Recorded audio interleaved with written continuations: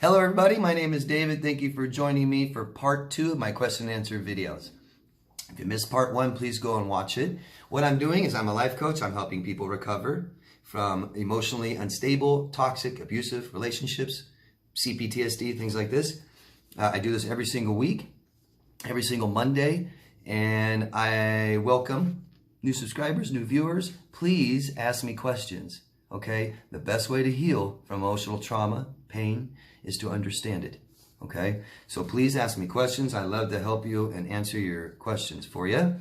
Let's get started right away. The next question is from Anne. I don't know where you're from, which reminds me, please, everybody, all I ask is just leave your location. Tell us where you are, okay? You can be vague, general, it's okay.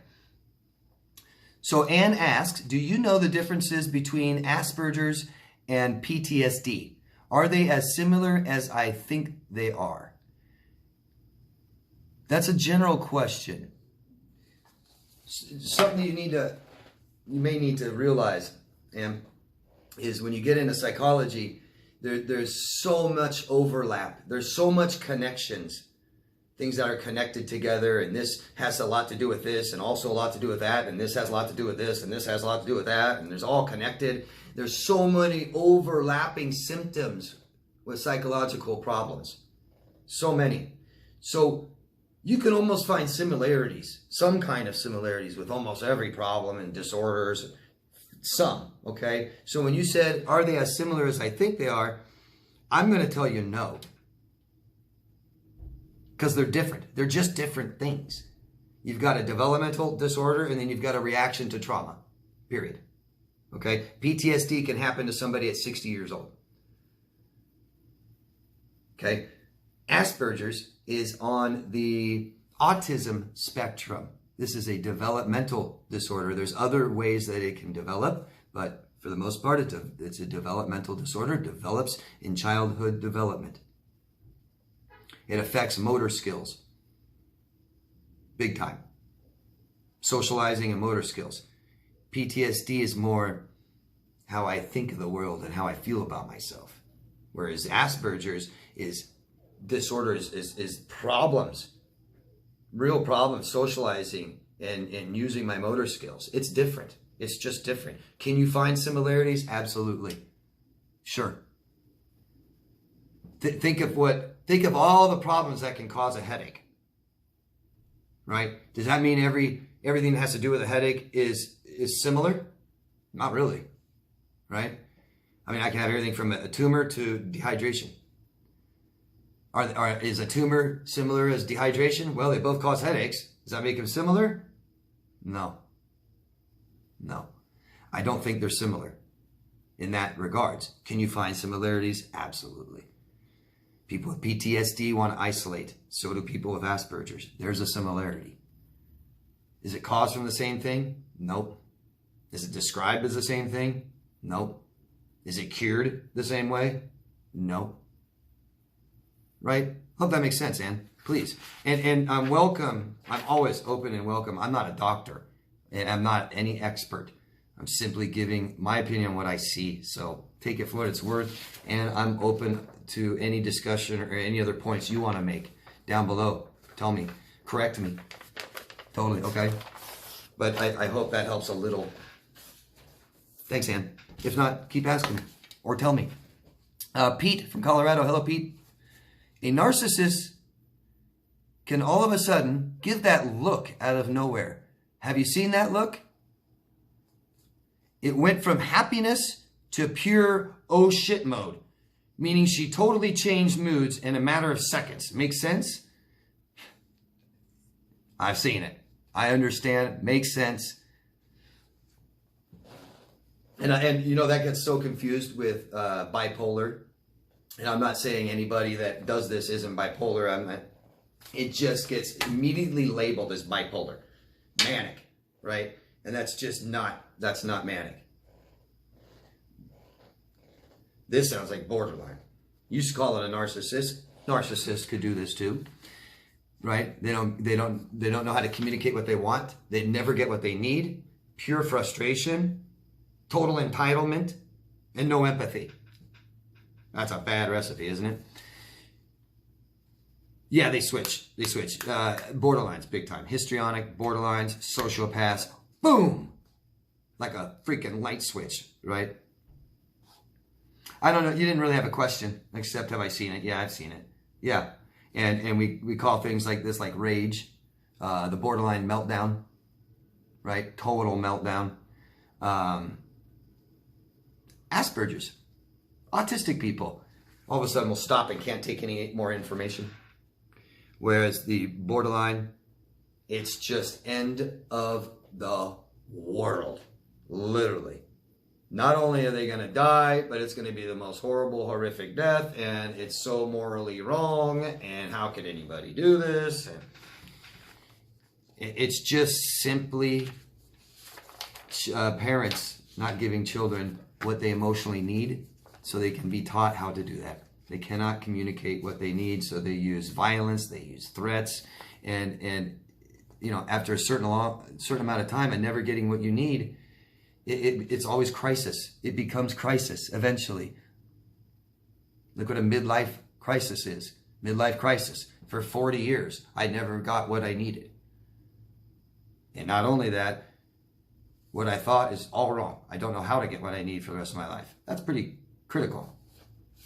Maji from Algeria, hello. I have custody of my 2 children and their father has rights to visit them every week. I believe he has borderline personality disorder and does not visit them sometimes. How can I get him to sign papers so I can move out of the country next year?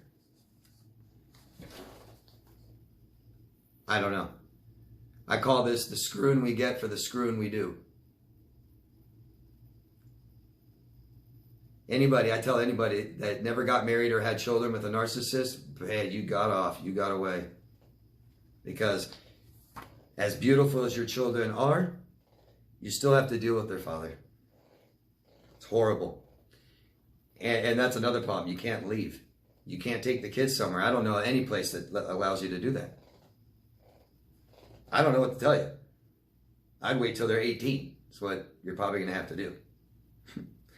How do you get them to sign papers? You have to make everything feel like it's their idea and it's good for them. So we make the bad, bad and the good, good, right?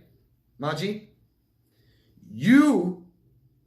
If you don't sign the papers, all these bad things are going to happen. If you do sign the papers, all these good things are going to happen. Right?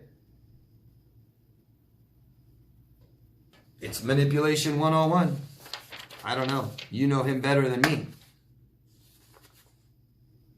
Make it his opinion. Somehow make it feel like it's his choice to do that.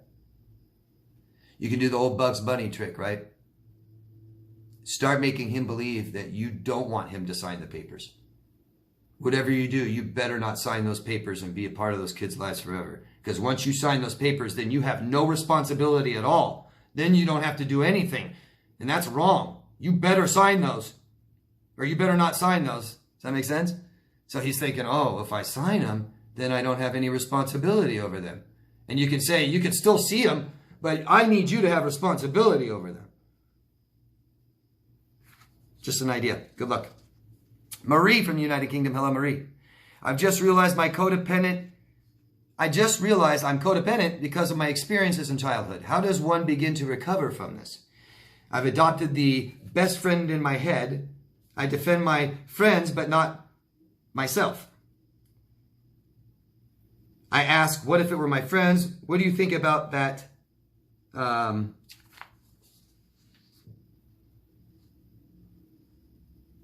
you said you have inspired me immensely. Thank you for telling me. So you want to know what I think about that. I can't read my own writing.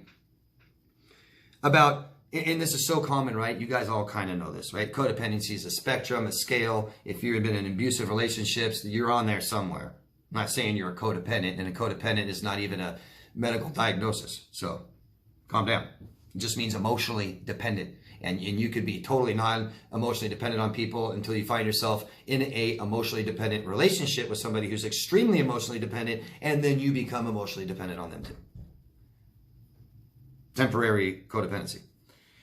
Codependency, if you're finding yourself being codependent in the things that you do and the choices you make, this is thought patterns. So we need to be very aware. and we need somebody with us all the time, right? If you could have a therapist, a counselor, me, life coach with you all day long next to you. Oh, see what you just did? Oh, see, you just thought that way. Oh, see, think about yourself first. Because there's so much to this, and you just need to be reminded. Thought patterns are difficult to change. We change them with our behaviors, right? We stop acting that way. We fake it till we make it. So Marie, I think you know common problems with codependency is like with our friends. We don't talk about ourselves. We talk about them. We give them opinions. We tell them what they should do. We get emotional with them.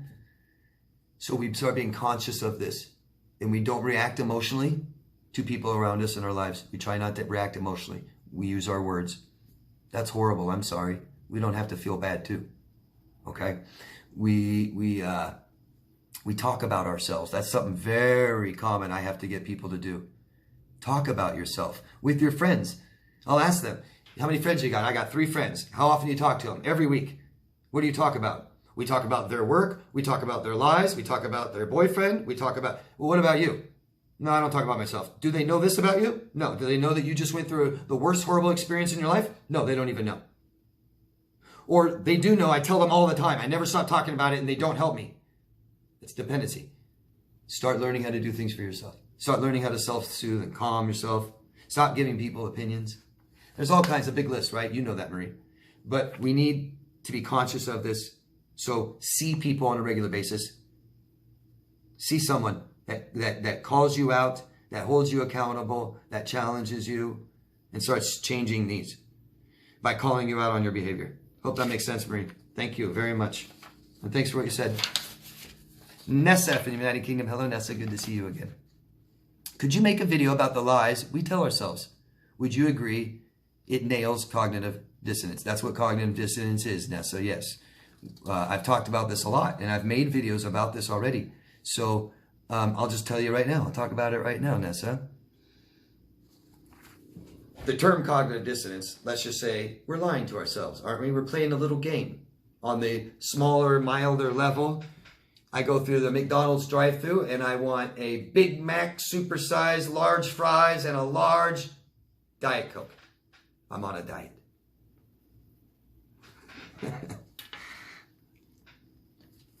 Who are we fooling? No one. Ourselves. Look at prisoners that get sentenced for 5, 10 years in prison. They hated the idea of prison. They were scared of prison. Oh my God. But once they're in there, it's okay. It's not so bad. Actually, the officers are pretty nice, and I made a couple friends, and you know, they let me put up pictures on my wall, and I got to use my own favorite pillow, and I get to I get TV. I get to watch TV, and I get to go outside, you know, and play some sport for an hour or two every day. And it's not that bad. You know, I don't have to really work. And that's what you do. You make it comfortable. We like to build our nest up, and we'll build that nest anywhere. As long as I got what I need. All I need is this, and all I need is that, and I need this, and I need that, like the movie The Jerk, right? So I have all these things. Okay, we're creatures of comfort. So give me my comforts. I'll be all right. I'll tough it out for a little while. And we also don't like change. Our brains only care about keeping us alive. And that means nothing new, right? Why in the hell, after 47 years of me doing it this way, why would I want to go do it a different way and take the chance of dying? Our brains don't want us to do anything different. It doesn't matter if our house sucks, we're alive, stay in it. Doesn't matter if it smells like total poop all day. I'm alive. Doesn't matter if you get my point. We don't like change. So once we make ourselves comfortable, that's where we stay. We make our beds, we lay in it, and we stay in it, and we die in it. Nicole from PDX again. Hello, Nicole. Why do I still feel guilty for not doing enough to help him? There it is. Not enough. You guys ever felt like you're not enough? Because you are not. Because nobody is. I'm not enough. A therapist isn't enough. A doctor isn't enough. A politician, a wizard, a magician, not enough. Not enough. Why? It's outside. People need to learn to take care of themselves on the inside. All we are doing is we're fishing to feed someone. And guess what? In 4 to 6 more hours, they're hungry. They need another fish. So what do? What's the saying? We teach someone to fish, right? That lasts forever. There's the problem. We need to teach narcissists how to give themselves what they need. Or we just keep giving it to them for them, because that's all they're doing. And they're saying, if you don't give it to me, I get it somewhere else. Period. Period. And it doesn't matter. It's ours, so I don't care who you are. I'm not going to take the time to get to know you. Who cares? I don't know myself. Why would I know you? It's not important for me to know myself. Not important for me to know you. Hope that makes sense. I didn't even finish reading the rest of it. Even after how badly he treated me. Why do I feel like I didn't do enough for the sake of the relationship? Because he is emotionally dependent on you to give him what he needs. And you can never give him what he needs. All you can do is keep trying and trying and trying and trying and trying.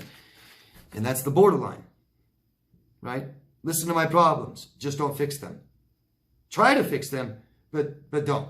Because if you fix all my problems, then I don't know who I am. I have nothing going on in life. I just need people on my hamster wheel, all focusing on me. It's amazing. I've seen borderlines. My God, I've seen borderlines with like 25 people focusing their whole lives on this one borderline. And they're all trying to do things for the borderline. They're all making sure the borderline has clothes and food and taken care of. And oh, they're upset. I need to listen to them. And oh God, I need to make sure this person stops hurting them. And oh my God. All they got to do is learn to do it themselves. That's it. Thank you. Nicole from Portland again. Hello, Nicole. I found out all the lies my ex told and I confronted him. How does this make him feel? What does this make him think? Does he feel shame? Does he care at all? I don't know, Nicole. How would I possibly know? I can generalize and talk about disorders because he's going to feel differently if he's borderline. He's going to feel differently if he's narcissist. And he's going to feel differently if he's a sociopath or psychopath. All different. And then they also all have different brains. Right? In other words, you tell a borderline this and their life is over. Right? You're a piece of crap. And they'll convince everyone you're so bad because you made them feel so bad. Period. How dare you make them feel bad? Just like other nasty people have made them feel bad in the world, you're just another one. The narcissist it feels massive shame and feels like you're telling them they're a bad person. Not, I caught you in a lie. You're saying you're the worst piece of crap that ever lived. And they freak out. Sociopath won't care. I don't care what I look like. You're a piece of crap too. Of course I'm a piece of crap, but so is everybody. Everybody lies. Everybody's dishonest. So what if you caught me? Who cares? I got what I needed. No shame at all. Sociopaths are just anxious.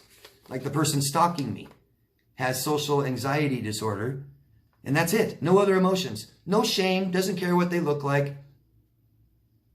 Doesn't feel bad. No empathy. No remorse. No guilt for what they're doing. Just anxiety of getting caught. I hope no one exposes me. Hope that makes sense. Thank you, Nicole. And I got 2 more here. One's from Miss Tirasaz. Sorry, I don't know how to pronounce your name. And please tell us your locations, guys. Tell us where you are from. Thank you. Does a person with borderline personality disorder hoover during the holidays and birthdays like narcissists do? Sure. Why not? They're not cookie cutters. I'm not going to tell you all narcissists do this and all borderlines do that, and never do the two meet. Crazy. Put it this way. Here are a list of traits that are necessary to diagnose someone with a disorder, personality disorder. So, hoovering isn't a diagnosis or a trait, considered a trait for diagnosis, right? Anybody in the world can hoover. So you're asking me general, maybe you're asking me what do they generally do? I say borderlines hoover more than anyone. I think borderlines hoover more than narcissists. Borderlines hoover like crazy. I've heard some of the most insane stories.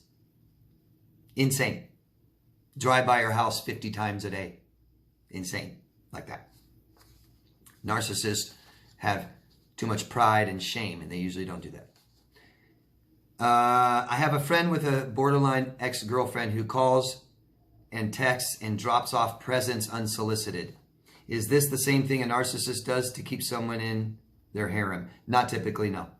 No. Realize that narcissists have pride and they care about what they look like, where a borderline drops it all.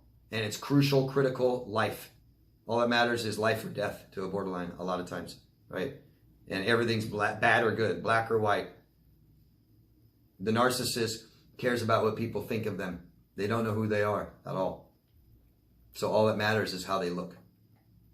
So they tend to not do that, right?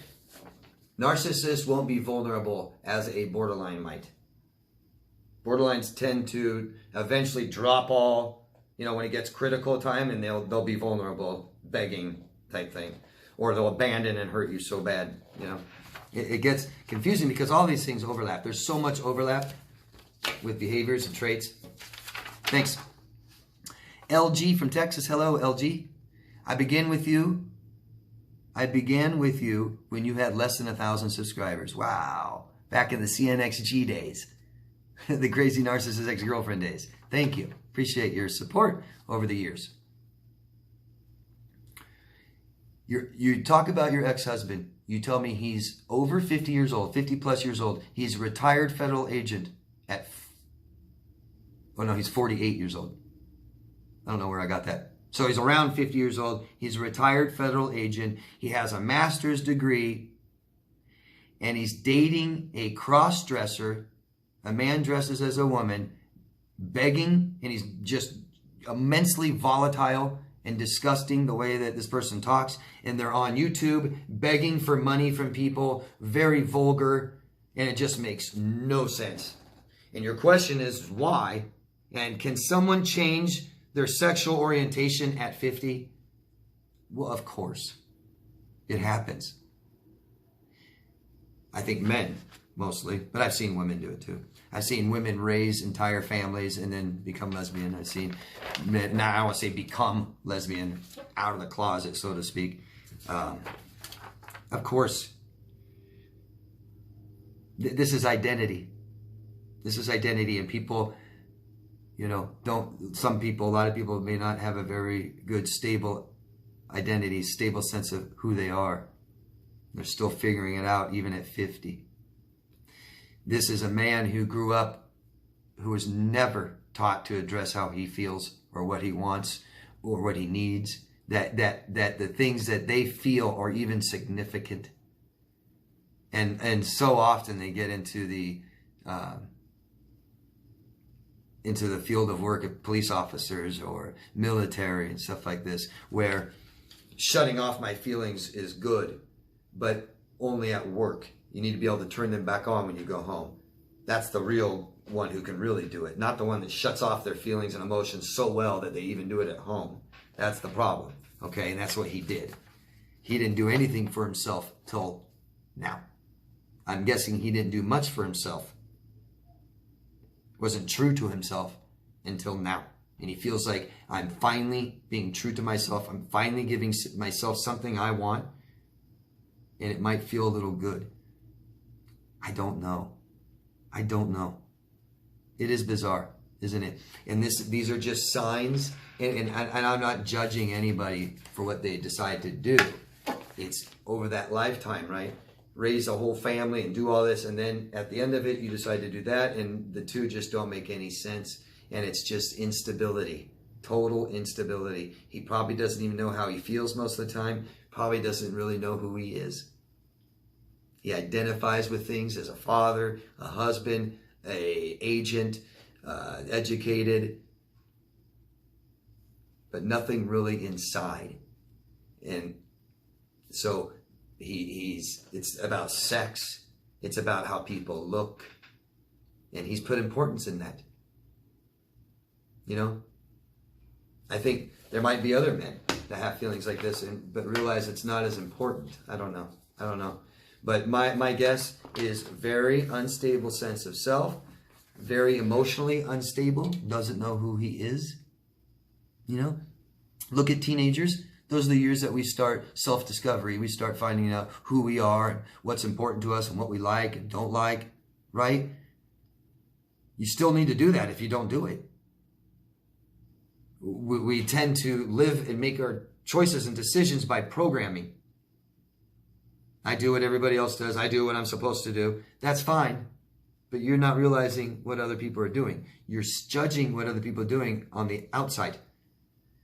You're not understanding what's going on the inside. And parents didn't teach him. I'd imagine extremely narcissistic parents.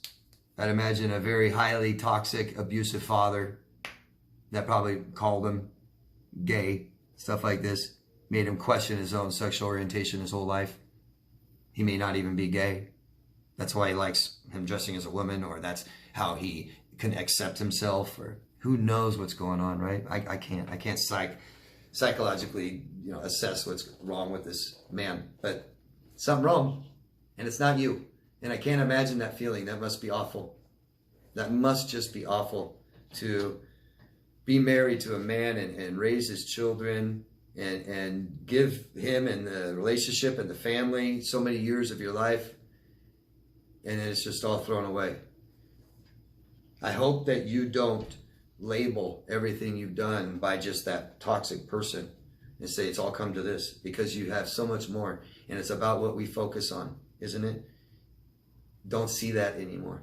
Don't look at it, don't hear it, don't see it anymore. Be done with it and be happy. I know I don't need to tell you this, but be grateful you have your children. Yeah.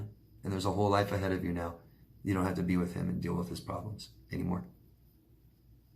That's all, guys, for today's Q&As. I really appreciate it. The work that I do, if you could just help me push a few buttons. I want you guys to know that CPTSD and PTSD is usually what people typically have that I'm helping. And people are committing suicide every single day from it. Every day. I have no idea how many. I've tried to get a feeling of how many in the world. I don't know. Who knows how many people are killing themselves every single day. But it's the mental anguish and torture that they're suffering from, isolating, being alone, not having answers, not knowing what's going on, not knowing where to go to help. Therapists and professionals can't help them and stuff like this. So if you think what I'm doing is beneficial to you and maybe to somebody else, I really ask you, just subscribe to my channel, vote up or down, write questions, comments, and share this other places and post this on other social media accounts, okay? Thank you, all of you. Good luck in 2020, all right? Make it whatever you want, honestly.